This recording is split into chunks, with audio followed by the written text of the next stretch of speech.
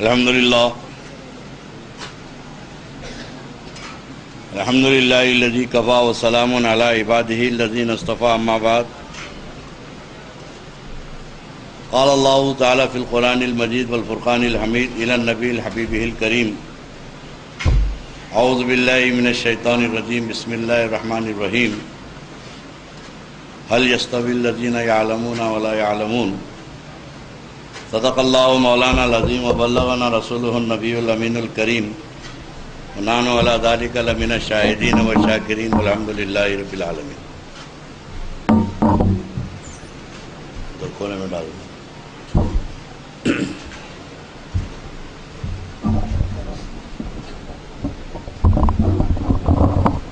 قال اللہ تعالی فی شأن حبیبہ الکریم ان اللہ وملائکتہ یصلون علی النبی یا ایھا الذین آمنوا صلوا علیہ وسلموا تسلیما.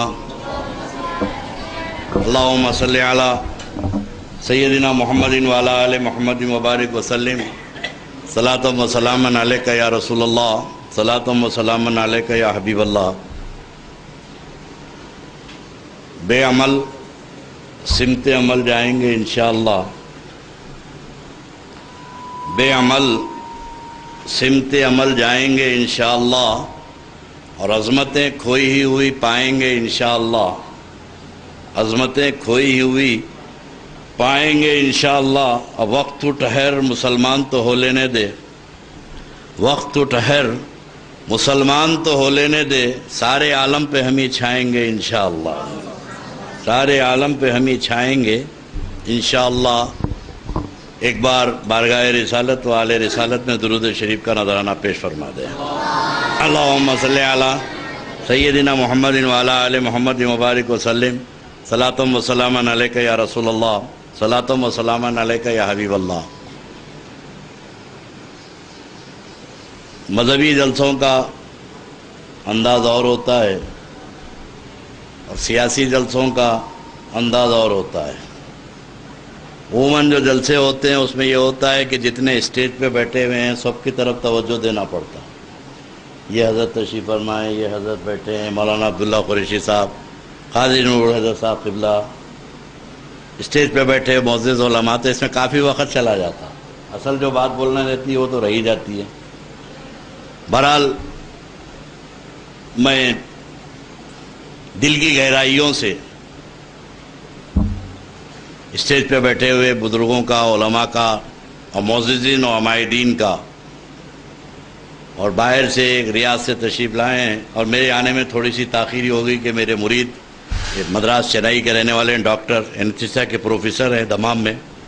یہ آ گئے، ان کے ناشتے پانی کا انتظام کر کے آئے تک مجھے دیر ہو گئی ورنہ وقت پہ میں حاضر ہوتا ہے. ڈاکٹر محمود شریف مدراس سے تشریف لائے ہیں، ریاض دمام میں ہیں. تو میں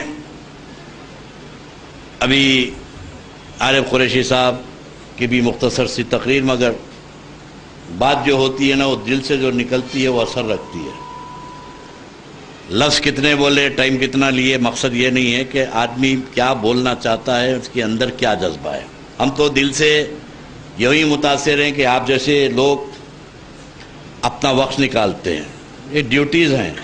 اب ہمارا کوئی کام ہی نہیں ہے، ہمارا کام یہی کام ہے. اگر ہم لوگ کوئی 24 گھنٹے دین کا کام کر رہے ہیں تو آن ڈیوٹی ہیں ہم. جو آدمی پیری مریدی کرتا ہے، مرشد ہے، یہ بھی بڑا ٹف جاب ہے. یہ 24 آور جاب ہے. پیشنٹ دواخانے میں جاتا ہے، مرید گھر کو آ جاتا، بابا دواخانے میں چلیں آپ بھی چلیے. تو میں کیا کروں بھائی؟ ہارٹ اٹیک ہو گیا بابا کو، ہوگا ہوں گا، دعا کرتا ہوں نہیں چلنا. اب جب تک کہ انہیں ڈاکٹر یہ بولا کہ بھائی انہوں خطرے سے نہیں نکلے، اس وقت تک میری ڈیوٹی رات کے 3 بجے دواخانے میں ہے. تو ہر آدمی بن جانی واللہ ڈیوٹی پر ہے. کوئی کچھ نہیں کرتا ہے.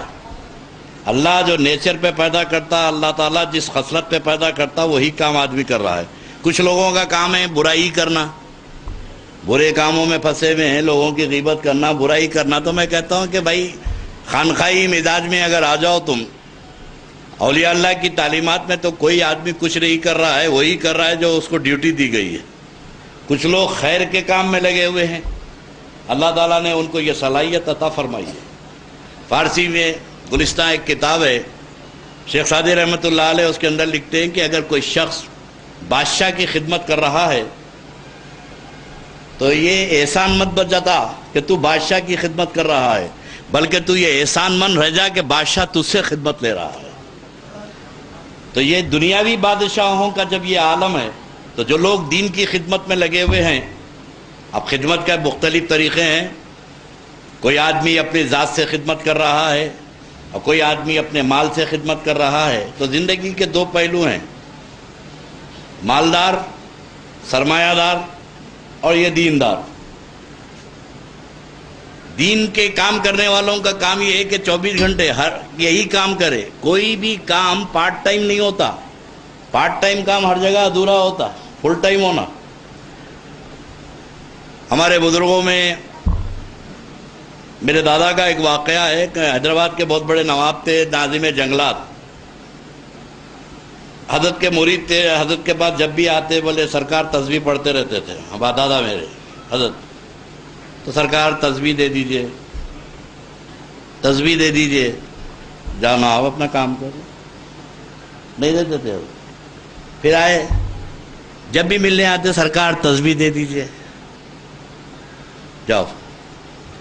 ایک دن ان کی موت پکاری، آئے، آ کے بولے سرکار تسبیح دے دیجئے، حضرت تسبیح دے دیا ان کو۔ اب بڑی خوشی خوشی سرکار کی تسبیح لے کے پیر و مرشد کے گھر کو گئے، دوسرے دن دفتر کو گئے تو سسپینڈ ہو گئے، معطل ہو گئے نوکری سے، پریشان ہو گئے، غبن کا الزام، چوری کا۔ روتے ہوئے پیر کے پاس آئے، سرکار میری تو نوکری چلی گئی۔ بولا ٹائم ہی ٹائم ہے نا نواب، تسبیح پڑھو، بہت وقت ہے، پڑھو۔ ارے بولے میں کہاں پڑھوں گا، مر جاؤں گا۔ تو بولے کائی کو ڈرامہ کر رہا، دے دے تسبیح۔ بولے تو کوئی بھی کام فل ٹائم ہے، آپ جس لائن میں بھی ہو اس کے طور طریقے ہیں۔ ڈاکٹر ہے، اس کا فل ٹائم ہے، اگر وہ یہ بولے کہ پیشنٹ کو رات کے 2 بجے کیوں آئے تو بیماری بول کے آئے گی، یہ فل ٹائم جاب ہے۔ تو ایسے ہی دین کے جو علماء ہیں، اگر یہ دینداری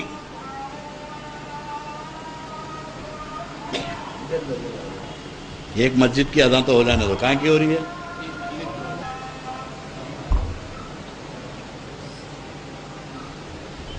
پاشا اوپر آؤ،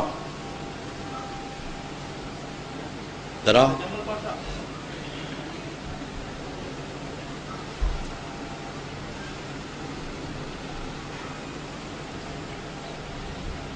ہاں بیٹھے۔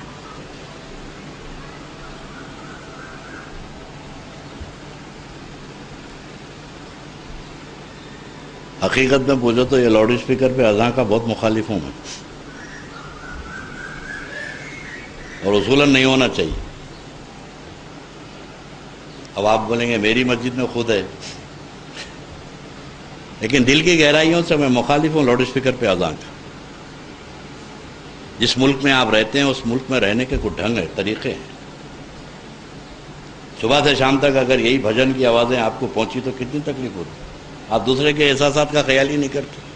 صبح 5 بج رہے ہیں، آپ باہر پورا حیدرآباد جاگ رہا اذان سے، اور مسجد میں جس مسجد میں اذان ہو رہی ہے لاؤڈ اسپیکر پہ، حسینی عالم میں اذان ہو رہی ہے، چوک میں لوگ سن رہے ہیں، اور جا کے مسجد میں امام دیکھے فجر میں نماز پڑھنے والے 3 سے چوتھا نہیں آ رہا، تو پھر یہ لاؤڈ اسپیکر پہ اذان کہیں کو دیا آپ؟ جو مسجد میں آنے والا ہے تم لاؤڈ اسپیکر پہ اذان دو یا نہ دو، وہ تو آ رہا ہے، اور جو نہیں آنا ہے چبوترے پہ بیٹھا ہے نہیں آ رہا ہے۔ تو بلا وجہ یہ لاؤڈ اسپیکر پہ اذان چلی آ رہی ہے، اب ایک ختم نہیں ہوئی دوسری شروع ہوتی، دوسری ختم نہیں ہوئی تیسری شروع ہوتی، تو چوک کی مسجد کی اذان میں کیوں سنوں بھائی؟ آدمی بیٹھا ہوا ہے، لیٹا ہوا ہے، چل رہی تو چل رہی ہے اذان بس۔ تو بزرگوں کا پہلے کا طریقہ ہے کہ بس محلے کی مسجد ہے، محلے میں اذان دے دو، محلے والے آ رہے ہیں نماز پڑھ رہے ہیں۔ ہر مسلمان کو معلوم ہے کہ نماز کا وقت کیا ہے۔ ابھی کہاں ہے مسجد؟ یہ ہاں بندر وڑا، کتنی دور ہے یہاں؟ اذان تو میں سن رہا ہوں، جا رہے ہیں کون وہاں پر؟ بلا وجہ درود شریف پڑھ لیجیے گا۔ یہ مجھ پہ ڈبل ڈیوٹی ہو گئی ہے، مولانا عبداللہ قریشی صاحب کو جو ہے کھانسی ہے، تو ان کا بھی ٹائم میں لے لیا ہوں، حالانکہ دیے نہیں میرے کو، مگر اب ڈیوٹی پہ ہوں میں بھی۔ تو بات چل رہی تھی کہ اللہ رب تبارک و تعالیٰ جل مجدہ نے جب ہماری تخلیق فرمائی کائنات میں ہر ایک کی، تو اللہ نے ان کا نیچر بھی بنایا، طبیعتیں بھی اللہ ہی نے بنائی، کوئی کسی اپنے کسب کی چیز نہیں ہے۔ میں ہمارے نوجوان بچے اسکول میں پڑھ رہے ہیں، ان کو کچھ ایسے چیلنجز آئیں گے۔ ایک دفعہ میں ٹرین میں جا رہا تھا، کوئی ہندو وغیرہ بیٹھے ہوئے تھے، بولے ماंس کھاتے ہیں، مسلمان گوشت کھاتے ہیں، مسلمان گوشت کھاتے ہیں صاحب، ماتا کو کھا جاتے ہیں ہماری۔ تو میں نے کہا بھائی تم بھگوان کو مانتے، اللہ کو مانتے نا؟ ہاں، تمہارے مذہب میں جو بھی تمہارا جو کریٹر ہے، جو پیدا کرنے والا ہے، تو ظاہر ہے کہ جب اللہ نے، بھگوان نے جس نے بھی پیدا کیا، نیچر بھی وہ نہیں بنایا ہوگا، کھانے پینے کا نیچر بھی وہی بنایا نا۔ اب یہ گوشت کھانا میں تھوڑی اپنی طبیعت سے کھا رہا ہوں، اللہ نے مجھے پیدا کیا کائنات میں۔ اللہ نے جب مخلوق کو پیدا کیا، غور کرو تو 3 نیچر پہ، ایک دانا کھانے والے، ایک گھاس کھانے والے، ایک ماंس کھانے والے، گوشت کھانے والے۔ اب گاندھی جینتی ہے، مہاویر جینتی ہے، بن رہے تھے مسلخ، آج گوشت نہیں مل رہا۔ کیوں نہیں مل رہا بھائی؟ بولے گاندھی جینتی ہے، تو زو میں جا کے دیکھو آپ، گاندھی جینتی کے دن بھی گوشت ڈال رہے ہیں، شیر کے سامنے، ببر کے سامنے، چیتے کے سامنے گوشت ڈال رہے ہیں۔ وہ دن جا کے بولو نا شیر کو، آج ترکاری پہ کام چلاؤ، آپ گاندھی جینتی ہے۔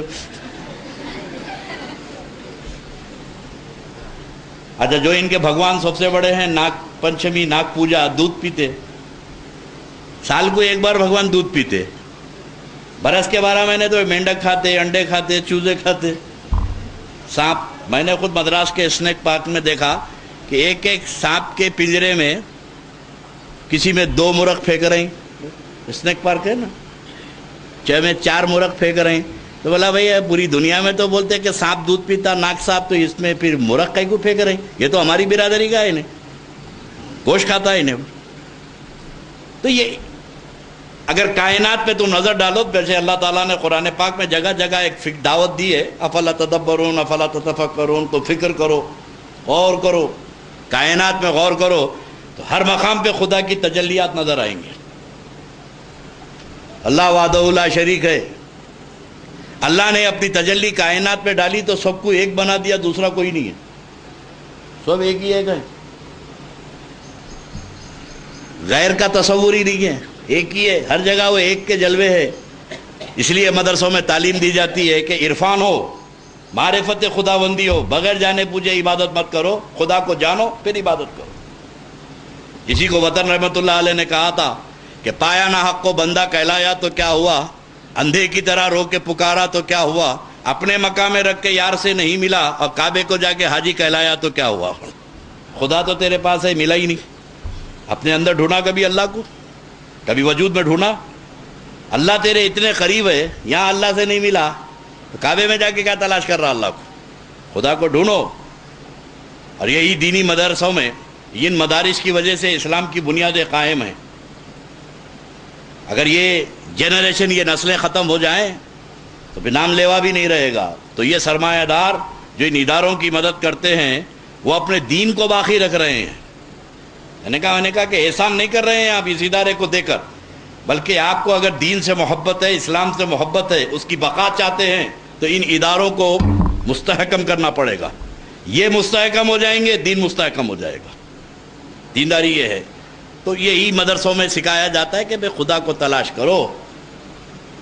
جاننے والے نہیں جاننے والے دونوں برابر نہیں ہیں، اہل علم کا معاملہ ہے۔ قرآن پاک ہے، اللہ کا کلام ہے، ہر ایک پڑھتے ہیں، حافظ قرآن بھی پڑھتے ہیں۔ آج کل جو ایک آئیڈیالوجی جو چلی ہے کہ ہر ایک پڑھنے والا ہے قرآن، آج کل قرآن تو ایسا پڑھنے جیسے ناول پڑھتے ہیں۔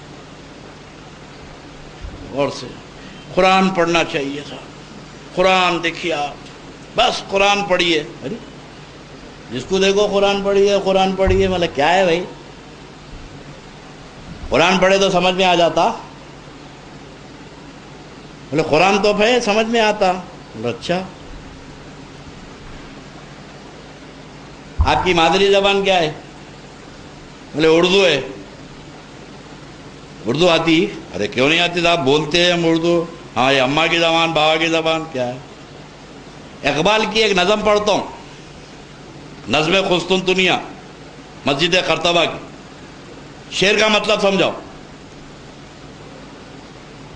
غالب کو سمجھاؤ، زبان اردو میں شاعری ہے، غالب کو سمجھاؤ۔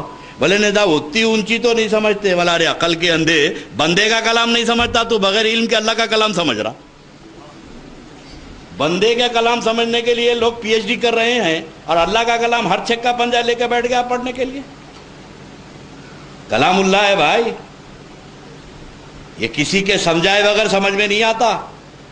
یہ قرآن کا معجزہ ہے، وہ یادی بھی کثیرا و یضل بھی کثیرا، اس کو پڑھ کے لوگ کثرت سے ہدایت بھی پاتے ہیں، اور اس کو پڑھ کے لوگ کثرت سے گمراہ بھی ہوتے ہیں۔ اگر صحیح سمجھانے والا ہے تو ہدایت پاتے ہیں، اور غلط سمجھانے والا ہے تو بھٹک جاتے ہیں۔ کلام اللہ ہے۔ دو مقامات ہیں قرآن میں، ایک دفعہ اللہ فرماتا ہے اہدنا الصراط المستقیم۔ قرآن پاک میں کیا ہے؟ اللہ رب تبارک و تعالیٰ فرماتا ہے کہ یہ وہ کلام ہے، الف لام میم ذالک الکتاب لا ریب فیہ ھدی للمتقین میں اللہ رب تبارک و تعالیٰ ارشاد فرماتا ہے ذالک الکتاب لا ریب فیہ ھدی للمتقین۔ ایک جگہ قرآن پاک میں ھدی للناس، یہ لوگوں کو ہدایت دیتا ہے، لوگوں کو راستہ بتاتا ہے، اور ایک جگہ فرمایا کہ متقین کو راستہ بتاتا ہے، یا بتاتا نہیں ہے۔ اب مثال کے طور پہ کوئی صاحب بہادر پورے پہ کھڑے ہوئے ہیں، مجھ سے پتہ پوچھے، کوئی صاحب سے پتہ پوچھے ویسا وہ چار مینار جانا ہے مجھے، چار مینار کدھر ہے، راستہ پوچھ رہے ہیں، تو ہمارے احمد میاں جو ہے انہوں نے بتایا کہ آپ ایسا ادھر سے جائیے، یہ جاتے لیفٹ پہ مڑیے، لیفٹ پہ مڑ کے رائٹ پہ مڑیے، رائٹ پہ مڑ کے لیفٹ پہ مڑیے، رائٹ پہ مڑیے، رائٹ پہ مڑ کے سیدھا سیدھا چلے جائیے۔ اب انہیں لیفٹ رائٹ میں بجائے پرانے پل کے بعد رائٹ پہ مڑنے کو لیفٹ پہ مڑ گیا، جانا تھا چار مینار، پہنچ گیا منگل ہاٹ۔ راستہ تو انہوں نے بھی بتایا۔ مولانا حافظ صاحب سے پوچھے کہ مجھے چار مینار کا پتہ بتائیے، تو بولے کہ جانا ہے، ہاں جا رہا ہوں میں، چھوڑ دیتا ہوں، میں ادھر ہی جا رہا ہوں، چھوڑ دیتا ہوں۔ راستہ انہوں نے بھی بتایا، راستہ انہوں نے بھی بتایا، انہوں نے راستہ بتایا، انہوں نے منزل پہ پہنچا دیا۔ تو ھدی للناس راستہ بتاتا ہے، اور راستے پہ پہنچتا وہ ہے جو متقی ہوتا ہے۔ یہ ہے قرآن۔ اب قرآن پاک کا راز پڑھنے کا اسٹیجز ہیں۔ یہ مدرسے میں حافظ قرآن بھی قرآن پڑھتے ہیں، مگر ہر قرآن پڑھنے والا ایک کیٹیگری نہیں ہوتی، سب ایک درجے میں نہیں ہوتے۔ یہ خدا کا کلام ہے بھائی، ہر پڑھنے والا جو کھول کے کتاب پڑھ لیا انہیں ایک دوسرے کی برابری نہیں کر سکتا۔ حافظ قرآن بھی قرآن پڑھتا ہے، یہ لفظ کا حافظ ہے۔ حافظ قرآن یہ لفظ کا حافظ ہے، ورڈز کا حافظ ہے انہیں، یہ بھی قرآن پڑھ رہا، اور عالم دین بھی قرآن پڑھ رہا، یہ میننگ کا حافظ ہے، اس کے معنی جانتا ہے، اور اللہ کا ولی بھی قرآن پڑھ رہا، اس کے اسرار کا حافظ ہے۔ اسٹیجز ہے قرآن کے۔ حافظ قرآن جو قرآن پڑھ رہا اس کا تعلق ہونٹوں سے ہے، اور عالم دین جو قرآن پڑھ رہا اس کا تعلق دماغ سے ہے، اور اللہ کا ولی قرآن پڑھ رہا اس کا تعلق دل سے ہے۔ ہونٹوں سے لفظ یاد ہوتے ہیں، دماغ سے معنی یاد ہوتے ہیں، اور دل پہ اسرار کھلتے ہیں۔ تو قرآن کے بھی اسٹیجز ہیں۔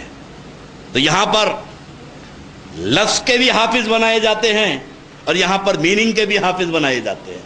یہاں عالم دین بھی نکلتے ہیں، یا حافظ قرآن بھی نکلتے ہیں، اور اس کی تو بڑی فضیلت ہے۔ جیسے میں نے کہا تھا کہ بھائی ڈیوٹی ہے، آپ بھی کر رہے ہیں ڈیوٹی، ہم بھی کر رہے ہیں، ہر ایک آدمی اپنی ڈیوٹی کر رہا ہے جس کو اللہ نے پیسہ دیا ہے۔ اس کے تو بڑے فضائل ہے، باتیں بڑی طویل ہو جائیں گی، لیکن بڑی خوشخبریاں ان لوگوں کے لیے بھی ہے جن کے بچے حافظ قرآن بن رہے ہیں، اور ان کے لیے بھی بڑی خوشخبری ہیں جو ان کو کوآپریٹ، ان کا تعاون کرتے ہیں۔ اور ثواب کا کام تو اللہ کے ہاتھ میں ہے، بندوں کے ہاتھ میں تھوڑی ہے دینا دلانا۔ لوگ پرسنٹیج بتاتے ہیں، اتنا پرسنٹ ملتا ہے، ارے دینے والے کے پاس کوئی کمی نہیں ہے، دامن تمہارا تنگ ہے، انہیں حساب سے دے رہا، وہ جب دے رہا ہے تو بے حساب دے گا۔ جب ہم کو یہ معلوم ہے کتنے لوگ بینکوں میں لوٹ گئے، پردیسی دیتا ہے اتنے پرسنٹ تو رکھا دیا، بھاگ گیا، الفلاح والا بھاگ گیا. ارے کائے کے لیے ڈوبے رہے؟ بولے صاحب اتنے % دے رہا تھا انہیں. اور انسان کتنا مسلمان ہو کے کتنا بے بہرا ہے. بندہ بولا میں 14% دے رہا ہوں, کوئی بولا میں 10% دے رہا ہوں, تو لے آ کے رکھا دیے. اور دینے والا خالق کائنات بول رہا میں بے حساب دوں گا, رکھانے کو تیار نہیں. اللہ بول رہا میں بے حساب دوں گا, مگر وہ فکس ڈپازٹ کے لیے تو کہ تیار نہیں ہے. پھر دعویٰ یہ کرتا ہے کہ مومن ہے. اگر واقعی مومن ہے تو زبان سے بول دینا مومن اور ہے, دل سے بولنا, دل اور زبان میں مطابقت ہونا. سرکار پیرانے پیر غوث اعظم دستگیر محبوب سبحانی سرکار غوث اعظم واز فرما رہے تھے, قضاء و قدر پہ بول رہے تھے. والقدری خیری و شرری من اللہ تعالیٰ, جو کچھ ہے کائنات میں کوئی چیز نفع و نقصان کی مالک نہیں ہے. وہ چاہے تو سب کچھ ہے, وہ نہیں چاہا تو, یہی تو ہے نا بھائی.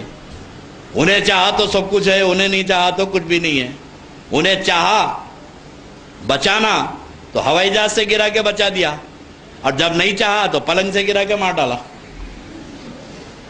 کیونکہ اس نے مشیت رکھ دی کہ موت.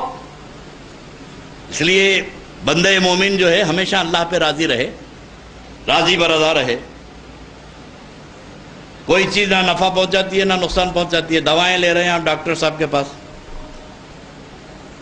پینیسلین کا انجیکشن لیے, ڈاکٹر بولا 60 انجیکشن لو, 59 لیے اچھے تھے, 60 لیے مر گئے. کیا ہوا بھائی 60 میں تو ریئیکشن ہوا. بولے وہ کیسا ہوتا ہے ریئیکشن میں ہوتا تو 59 میں کیوں نہیں ہوا؟ حقیقت یہ ہے کہ جب تک اللہ چاہا 59 میں فائدہ رکھا, جب نہیں چاہا تو 60 میں مار ڈالا. کیونکہ اثر مؤثر وہ ہے, حقیقی اثر رکھنے والا پروردگار. وہ جب چاہے تو ہم اس لیے کہتے ہیں کہ یہاں پر کچھ آئیڈیالوجی جو چلی ہے نا, کوئی کسی کو فائدہ نہیں پہنچا سکتے. رے عقل کے اندھے, رات دن تم بولتے ایسا مرے تو سانپ کاٹا تو مر گئے, سانپ کاٹا حضرت, سانپ کاٹا تو مر گئے. تو سانپ میں اتنا دم ہے,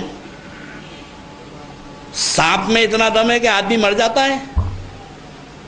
مارنے والا تو اللہ ہے, انہیں کہاں سے آ گیا؟ موت کا مارنے والا تو اللہ ہے. تو بولے نہیں, اللہ نے ذریعہ بنایا تھا, سانپ میں زہر دیا, انہیں ایسا ڈسا تو آدمی مر جاتا. اللہ خدا کی قدرت, تیری توحید میں اور ہماری توحید میں یہی تو فرق ہے. تو سانپ میں زہر میں اثر مانتا ہے کہ سانپ اگر کسی کو کاٹے تو اس کے اثر سے آدمی کی موت ہو سکتی ہے. ایک معمولی کیڑا آدمی کی ہلاکت کا سبب بن سکتا ہے. تو جب موت کا سبب کوئی کیڑا بن سکتا ہے تو اللہ کا محبوب زندگی کا سبب بن سکتا ہے. اگر وہی صفت ہم اللہ کے محبوبوں کے پاس مانے کہ یہ ہماری زندگی کا سبب بن گئے, بولے شرک ہے. ارے سانپ کے پاس موت کا سبب مانا تو شرک نہیں ہے, ولی کے پاس محبوب کے پاس زندگی کا سبب مانے تو شرک ہے. ہر چیز اللہ جب چاہا بچانا تو اپنے محبوبوں کو کھڑا کر دیا, ان کو مددگار بنا دیا. تو یہی صفت ہے, یہی جاننے کی ضرورت ہے. میں بہت طویل بات حضرت ڈرا بھی دیے میرے کو, ایسا قبلہ بہت لمبی کھینچ دیں گے آپ بولے, اور بندہ بولتا کچھ ہے ہوتا کچھ ہے. حضرت سے میں نے کہا کہ حضرت صرف 2 منٹ میں قصہ ختم کروں گا میں, اور اٹھ کے ان سے پوچھا بھائی تمہارا کھینچنا کتنی دیر ہے, تو انہوں ڈرا دیے 2 بجے تک. کیا ٹائم ہو رہا؟ ہاں 1:20. اس کے بعد ظہر کی نماز پڑھ لیں گے, تمہارا ٹائم میک اپ ہو جاتا. کچھ مہمانان خصوصی بھی آنے والے ہیں, تو بہرحال وہ سرپرستی کے ڈیوٹی میں بھی انجام دے رہا ہوں کہ 2-4 آدمیوں کا ٹائم میک اپ کر رہا ہوں میں, جن کی فہرست لمبی ہو گئی ہے, مگر اتنی بھی لمبی نہیں کروں گا کہ آپ کو زحمت ہو جائے. درود شریف پڑھ لیے, بات ختم کر دوں. یہ تو سنیوں کا مدرسہ ہے نا, زور سے پڑھو.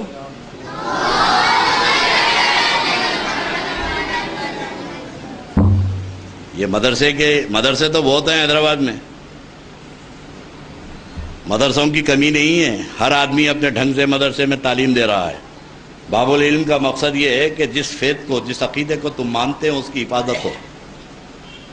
بنیاد ہے, اگر بنیاد صحیح ہے تو ٹھیک ہے. بات چیزیں بہت چھوٹی ہوتی ہیں جن کی اگر غور سے دیکھیں تو کوئی بات کی یہ امپورٹنٹ نہیں ہوتی. اب درود و فاتحہ یہ نہ فرض ہے نہ واجب ہے. آج کل لوگ بولتے ہیں نا بھائی، تو ہم کہتے ہیں کہ ہم خود نہیں مانتے بھائی، یہ نہ فرض ہے نہ واجب ہے. فاتحہ دلاتے دلاؤ، نہیں دلاتے مت دلاؤ. مگر ایک آئیڈینٹیفیکیشن ہے، آئیڈینٹی ہوتی ہے، ایک پہچان ہوتی ہے. اگر آئیڈینٹی ختم ہو گئی تو پھر آدمی کامن ہو جاتا. فاتحہ، نیاز، سلام، جھنڈا نہ فرض ہے نہ واجب ہے، مگر ہماری اپنی پہچان ہے، یہ ہماری علامت ہے. یہ اگر علامت ختم کر دو تو قصہ ہی ختم ہو جاتا. جھگڑا کا ہے. تو اسلام کے بہت سارے فرقے ہیں، ہر ایک کی اپنی اپنی آئیڈینٹی ہے. ہر فرقہ اپنے مزاج سے پہچانا جاتا ہے. محرم کے مہینے میں کالے کپڑے پہنے، دیکھتے ہی پہچان لیتے آپ کہ اسلام کے ایک فرقے سے تعلق رکھتے ہیں، شیعہ ہیں. پیشانی پہ نہیں لکھا ہوا ہے. بورے کی دکان پہ جاتے پہچان لیتے، بورے کی دکان ہے، پیشانی پہ لکھا ہوا ہے بورا ہے بول کے. ان کی ایک آئیڈینٹی ہے. چراغ گلی گلی میں گئے تو کھوجے کی دکان کو دیکھ کے سمجھ جاتے ہیں کھوجا ہے. آئیڈینٹی ہے اس کی. ہر قوم، ہر جماعت اپنی آئیڈینٹی سے پہچانی جاتی ہے. تو اہل سنت والجماعت یہ بھی ایک جماعت ہے، ان کی بھی پہچان ہونا. یہ مولانا عبداللہ قریشی صاحب بیٹھے ہیں، جب اصول الشاسی ایک عربی کی کتاب ہے، فقہ کی اصول کی کتاب ہے، پڑھائی جاتی ہے نظامیہ میں. یا قدوری کے حاشیے پہ امام اعظم ابو حنیفہ کا ایک قول ہے. کسی نے امام اعظم ابو حنیفہ سے، امام سے پوچھا، اور امام اعظم کل کے تو نہیں ہے نا بھائی؟ امام اعظم ابو حنیفہ کل کی کوئی مولانا تو نہیں ہے. آدھی دنیا جن کی اقتدا کر رہی ہو وہ امام. ان سے کسی نے پوچھا کہ امام اہل سنت والجماعت کی پہچان کیا ہے؟ اہل سنت والجماعت کسے بولتے ہیں؟ تو امام اعظم فرماتے ہیں کہ تفضیل الشیخین، حب الختنین، مسح علی الخفین. اہل سنت والجماعت کسے کہتے ہیں؟ تو امام اعظم نے کہا کہ جو حضرت ابو بکر اور حضرت عمر کو افضل مانے وہ سنی. جو حضرت ابو بکر و عمر کو افضل مانے وہ سنی، اور جو حضرت مولائے کائنات شیر خدا اور حضرت عثمان غنی سے جو محبت کرے وہ سنی. اور مسح علی الخفین، جو خف کے اوپر، موضع کے اوپر مسح کرے وہ سنی. اے امام، یہ کون سا سنی کی آئیڈینٹی ہے؟ سنت الجماعت تو وہ ہونا چاہیے جو 5 وقت کی نماز پڑھے وہ سنی، جو رمضان کے روزے رکھے وہ سنی، جو زکوٰۃ دے وہ سنی، جو حج کرے وہ سنی. امام اعظم نے نہ یہ نہیں کہا کہ روزے رکھنے والا سنی، نماز پڑھنے والا سنی، زکوٰۃ دینے والا سنی. وہ تو کام ہو رہا تھا. ابو حنیفہ کے زمانے میں نمازیں بھی پڑھی جا رہی تھی، روزے بھی رکھے جا رہے تھے، مگر اپنی آئیڈینٹی روک نہیں رکھ رہے تھے. تو امام اعظم نے کہا کہ ان سے الگ ہونا ہے، شیعوں سے الگ ہونا ہے تو ابو بکر و عمر کا نام لیتے رہو، اور خارجیوں سے الگ ہونا ہے تو علی کا، عثمان کا نام لیتے رہو. یہ آئیڈینٹی ہوئی. تو ہر زمانے میں آئیڈینٹی بدلتی رہی. اس زمانے میں اس میں ایڈیشن ہوتے رہے، بدلتی نہیں رہی، ایڈ ہوتا رہا. حضرت ابو بکر صدیق، حضرت عمر کی فضیلت آج بھی ہمارا معیار ہے. کوئی بول سکتا ہے کیا لگا لے کے بیٹھے تھا ابو بکر عمر کو؟ کیا ہے، بات ہو گئی پرانی، خطہ ختم. اب کیا ابو بکر عمر، اسلام بہت آگے بڑھ گیا ہے، آپ دوسری باتیں کرو. تو آپ بولے کہ نہیں، تو گیا، تو سنت الجماعت سے تعلق نہیں رکھتا. سنت الجماعت کی بیس ہے، تو بیس ہی اکھاڑ دے رہا، بنیاد اکھاڑ دے کے بول رہا ہے کہ دوسری بات کرو. جب بنیاد ہی نہیں رہی تو بات کیا کریں گے؟ تو ہماری بنیاد حضرت ابو بکر و عمر ہیں، اور ہماری بنیاد حضرت عثمان، حضرت علی ہیں. تو اب ایڈیشن زمانے کے اعتبار سے ہوتے گئے آج کے زمانے میں نماز اور روزہ اور حج و زکوٰۃ آئیڈینٹی نہیں ہے. اب کسی کے سنت الجماعت ہونے کے لیے ہم یہ دیکھیں گے کہ گھر پہ جھنڈا ہے کہ نہیں ہے. جھنڈا فرض ہے نہ واجب ہے؟ نہ نہیں چڑھائے تو گناہ، نہ چڑھائے تو ثواب، کچھ نہیں ہے، مگر ایک آئیڈینٹی ہے. اگلے آدمی کو اصرار ہے اتارو، سامنے والا کہیں کو چڑھا رہے ہیں، کہیں کو چڑھا رہے ہیں. ہم بولے اس لیے چڑھا رہے ہیں آپ کو تکلیف ہو رہی. اگر یہ آپ بار بار جو پوچھ رہے ہیں تو اسی لیے تو چڑھائے، ورنہ کوئی اہمیت ہی نہیں ہے جھنڈے کے بارے میں اتنا ہنگامہ کھڑا کر دینا. تو یہ آئیڈینٹی ہے، اور ہر قوم اپنی آئیڈینٹی سے باقی رہتی ہے. تو یہ ادارے تو بہت ہیں. یہاں پر عشق اہل بیت اور عشق صحابہ گھول کے پلایا جاتا ہے. اور ہماری سب سے بڑی آئیڈینٹی ہے ادب. ادب ہے تو سب کچھ ہے, نہیں ہے تو کچھ بھی نہیں ہے. اسلام کی بنیاد ادب پر ہے, اور ادب کا مرکز حضور کی ذات ہے. جہاں وہاں بے ادب ہو گیا, ہر جگہ بے ادب ہو گیا. عارف قریشی صاحب تو دیکھے ہوں گے, لوگ قرآن شریف کو پیر پہ رکھ کے پڑھتے. اس مقام کی میں وہ نہیں کر رہا ہوں. کعبۃ اللہ شریف میں پاؤں لمبے کر کے بیٹھا ہوا ہے. اب یہ خالی تذکرے میں توبہ کر رہے ہیں, اور توبہ وہی کرتا ہے جس کے دل کو اللہ متقی بناتا ہے. جس کا دل متقی ہو جاتا ہے اس کو احساس, یہ گناہ کرے نہیں ہیں, ان کرنے والوں کو دیکھ کر یہ توبہ کر رہے ہیں, تو پتہ ہے کہ اس سرزمین پہ رہنے کے بعد ابھی دل زندہ ہے, ہوا نہیں لگی. اب آج کل ریالوں کی تو ہوا لگی ہوئی ہے نا, واپس آتے ہی ننگے سر نماز پڑھا. ارے کیا ہوتا, ڈوبی ضروری ہے گا, اور آتے زور سے چیخ کے آمین. اب لوگوں سمجھنا صبح کی فلائٹ سے آیا نہیں, اپنے کو پہچانے لگا تھا کہ صبح آیا ہوں میں. اب کیسا بولنا آیا ہوں, زور سے چیخو آمین. ٹانگا پھیلا کے نماز پڑھ رہا. ارے کئی کو پھیلا رہے, ٹانگا اتنے کیوں پھیلا رہا؟ تو بولے صاحب ٹانگا اس لیے پھیلانا کہ بکری کا بچہ پاؤں کے نیچے سے آنا جانا حدیث شریف ہے.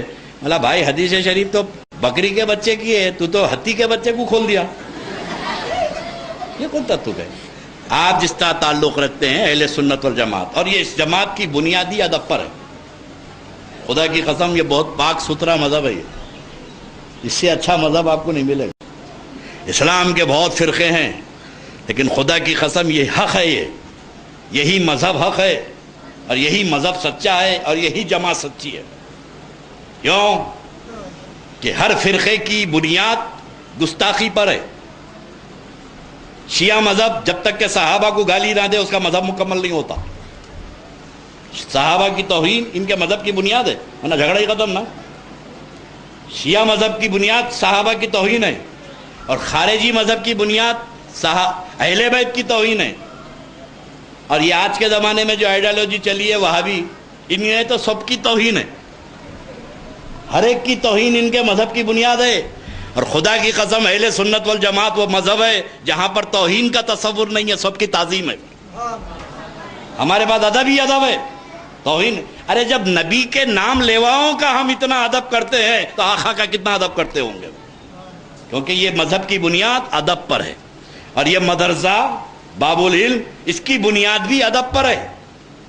اگر تعظیم ہے تو سب کچھ ہے, تعظیم نہیں ہے تو شیطان کا چیلا ہے وہ. اصل ہے جھگڑا تعظیم پر ہے, ورشپ پہ تو جھگڑا ہوا ہی نہیں نا. شیطان نہیں کرا ورشپ پہ جھگڑا, تو یہ کیا کریں گے؟ شیطان اللہ کی عبادت پہ راضی ہے, مگر آدم کی تعظیم پہ راضی نہیں ہے. اللہ نے آدم کو سجدے کا حکم دیا کہ آدم کو سجدہ کرو, اسجدوا لآدم, آدم کو سجدہ کرو.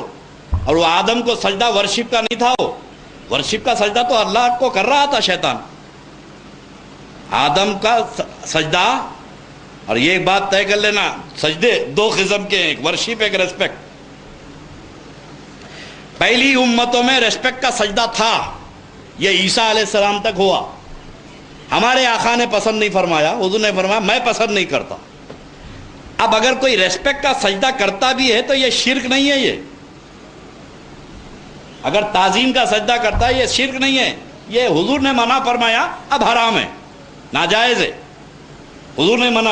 اگر کوئی کسی جگہ جھک رہا ہے تو آپ اس کو شرک کا حکم نہیں لگا سکتے, کیونکہ تعظیم کا سجدہ ہر امت میں الاؤ رہا, ہر شریعت میں الاؤ رہا. سرکار نے پسند نہیں فرمایا. آدم علیہ السلام کو سجدہ ہوا, وہ ورشپ کا نہیں تھا, وہ ریسپیکٹ کا تھا, عبادت کا نہیں تھا, تعظیم کا تھا. تو شیطان آدم کو سجدہ نہیں کرا, تو کس لیے نہیں کرا؟ تعظیم نہیں کرنا چاہتا تھا. انہیں بھی سمجھتا تھا کہ آدم کے سامنے جو جھکا رہے ہیں وہ تعظیم کے لیے, تو اب تعظیم کا انکار کرا. تو پہلا جھگڑا عبادت پہ نہیں ہے, تعظیم پر, ادب پر ہے. اور آج بھی پوری دنیا میں جن سے ہمارا جھگڑا چل رہا ہے عبادت پہ جھگڑا نہیں ہے. عمرے کو وہ بھی تیار, عمرے کو ہم بھی تیار, طواف کو وہ بھی تیار, طواف کو ہم بھی تیار, صحیح کو وہ بھی تیار, ہر کام میں وہ تیار. لیکن جب ادب کا معاملہ آتا ہے تو کھڑے ہو جاتے ہیں. عبادت کریں گے ادب نہیں کریں گے تو مزاج شیطان کا آج تک چل رہا ہے، انہیں بھی عبادت کو تیار ہے، تعظیم کو تیار نہیں ہے۔ تو کچھ جماعتیں ایسی ہیں جو عبادت کو تیار ہیں، تعظیم کو تیار نہیں ہے۔ تو تعظیم اصل بنیاد ہے،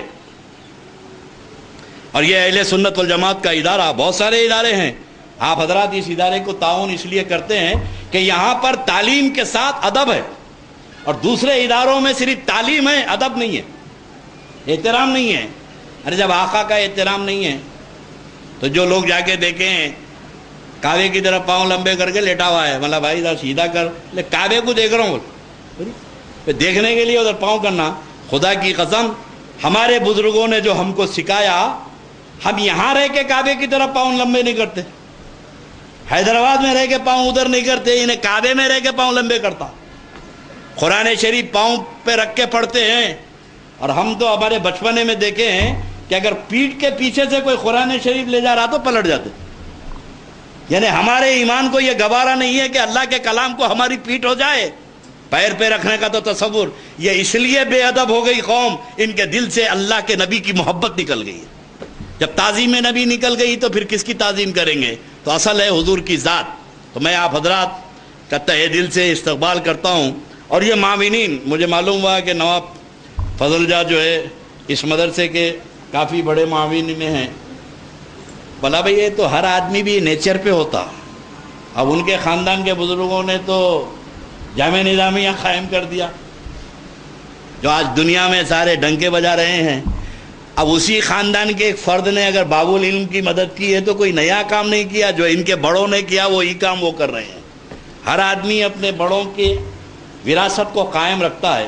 تو میں ہمارے عارف قریشی صاحب، نام سنا میں سعودی عرب میں مگر کبھی اتفاق نہیں ہوا دیکھنے کا، اور فضل جا صاحب، یہ جتنے حضرات تشریف لائے ہیں، اور یہ پرانے ہمارے خاندان میں جس تاریخ سے مدرسے کی بنیاد پڑی ہے اس تاریخ سے لگے ہوئے ہیں یہ، اور جس اخلاص سے انہوں نے ادارے کی جو خدمت کی ہے، مگر ان کی تو روح خوش ہو رہی ہوگی کہ کس مدرسے کی میں نے کام شروع کیا، یہ مدرسہ کہاں تک پہنچ گیا۔ اور ابھی حضرت مولانا عبداللہ قریشی صاحب سے میں نے کہا کہ جامع نظامیہ کی برانچز میں جتنی ترقی اس ادارے نے کی ہے، مجھے ہندوستان میں اور کوئی ادارہ نظر نہیں آتا۔ اور یہ مدرسے کی سب سے بڑی خوبی میں نے اس سے پہلے بھی بیان کی کہ ہر ادارے کو سیٹوں نے چندہ دیا ہے، نوابوں نے دیا، سرمایہ داروں نے دیا، یہ واحد ادارہ ہے جس کو علماء نے چندہ دیا ہے۔ آپ بھی کفالت فرماتے ہیں، جامع نظامیہ کے ایک ایک عالم ایک ایک بچے کا خرچہ اٹھاتے ہیں، اور مولانا عبداللہ قریشی صاحب کا تو عالم ہے کہ اس مدرسے کے لیے اوپن بجٹ ہے، جب بھی ضرورت ہو آگے پیسے لے جائیں۔ تو بولا اس مدرسے کی کیا خوبی ہوں گی۔ اور میں کہتا ہوں کہ حضرت شیخ الاسلام امام اہل سنت حضرت فضیلت جنگ رحمۃ اللہ علیہ کی توجہ اس ادارے کی طرف کتنی ہے کہ اس ادارے کے سپوت اپنا پیسہ اس ادارے پہ خرچ کر رہے ہیں۔ تو اللہ کے ولی کی نظر کرم ہے، غوث اعظم، پیران پیر محبوب حسانی، غریب نواز، یہ سارے اولیاء اللہ کی روحانیت اس طرف متوجہ ہے، آج یہ ترقی کے راستے پہ گامزن ہے۔ انشاءاللہ جب بھی آئیں گے اس میں آپ نئے نئے چینجز دیکھیں گے۔ عمارت واقعی کم پڑ گئی تھی، لیکن تھوڑی سی سہولت ہو جائے گی اگر اہل خیر حضرات توجہ فرمائیں، اور جیسے ہمارے عارف قریشی صاحب نے ایک اچھا مشورہ دیا، اب ہماری پہنچ تو وہاں تک ہوتی نہیں بھائی، مدینہ یونیورسٹی کو جانا، جدہ یونیورسٹی کو جانا، اول تو جانا نہیں، پھر دوسرا یہ نام دیکھتے ریجیکٹ ہو جاتا۔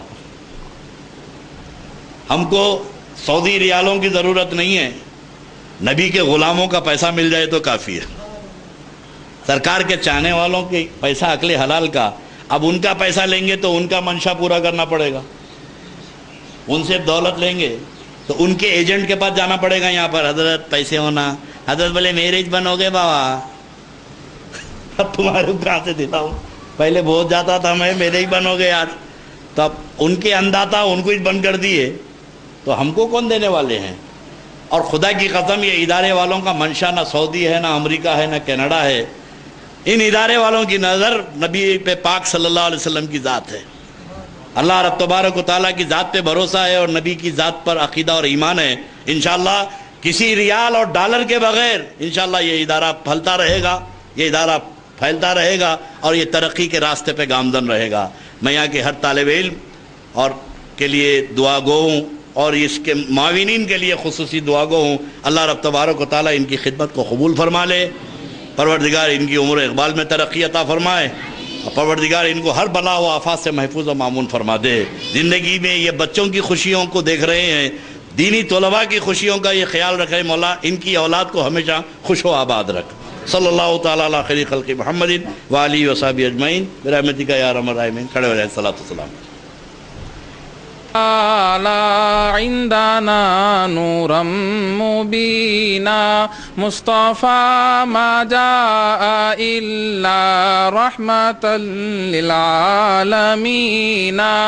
یا نبی سلام علیکہ, یا رسول سلام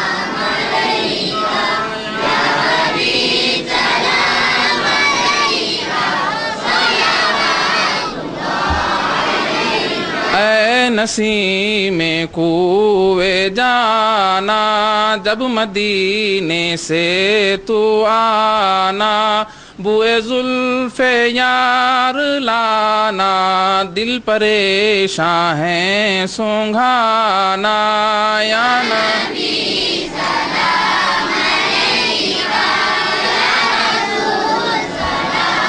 علیکہ, یا حبیب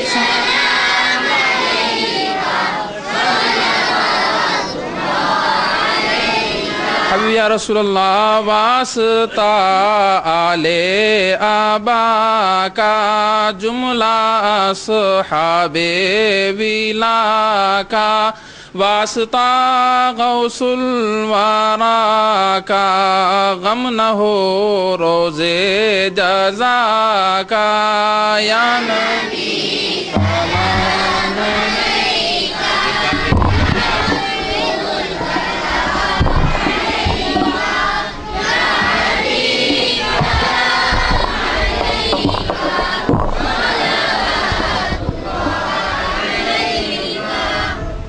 الصلاة والسلام علیکہ یا رسول اللہ, الصلاة والسلام علیکہ یا حبیب اللہ, الصلاة والسلام علیکہ وعلی آلک واصحابک وذریتک وازواجک اجمعین. سبحان ربک رب العزة عما یصفون وسلام علی المرسلین والحمد للہ رب العالمین. الفاتحہ.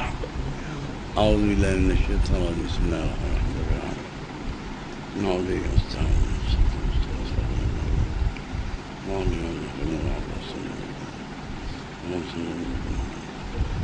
اللهم طهر قلوبنا وقر عيوننا واستر عوراتنا واشف مرضانا واقض عنا ديوننا وبيض وجوهنا وسهل حاجاتنا وارحم آباءنا واغفر أمهاتنا وتجاوز عن سيئاتنا وأصلح ديننا ودنيانا ورطب لساننا وقوي أجسادنا وفرح أحبابنا وخرب أحسادنا وشتت شمول أعدائنا واحفظ آلنا وأموالنا وانظر أولادنا وديارنا وثبت أقدامنا على دين الإسلام. إن الله وملائكته يصلون على النبي يا أيها الذين آمنوا صلوا عليه وسلموا تسليما. اللهم صل على سيدنا محمد في الأولين والآخرين, وصل على سيدنا محمد في كل وقت وحين, وصل على سيدنا محمد في الملأ الأعلى إلى يوم الدين, وصل على جميع الأنبياء والمرسلين والملائكة المقربين وعلى عباد الله الصالحين. دعواهم فيها سبحانك اللهم, تحية فيها سلام, وآخر دعواهم الحمد لله رب العالمين.